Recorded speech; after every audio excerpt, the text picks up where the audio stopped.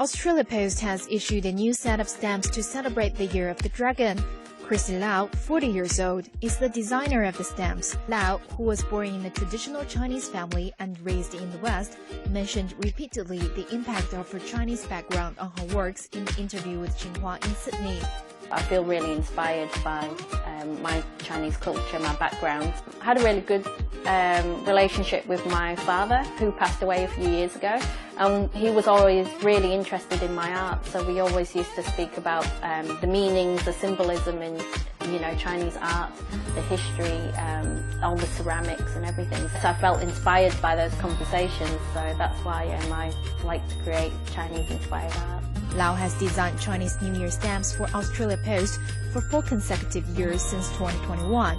She said that the overall design of this year's stamps is inspired by the good memory of her parents giving her red envelopes during the Spring Festival when she was a child. It's quite nostalgic, the red envelope. A lot of people remembering receiving the red envelopes with the money in. I've designed 3 individual dragon stamps.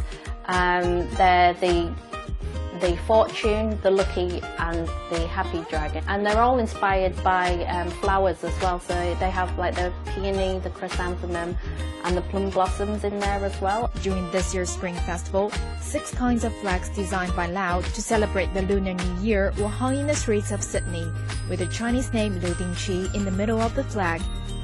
I think it's quite nice to embrace your heritage and share, your Chinese name. I think I'm able to create something that's quite Western and Eastern. I think that's my role, is to connect maybe the East and West together in harmony.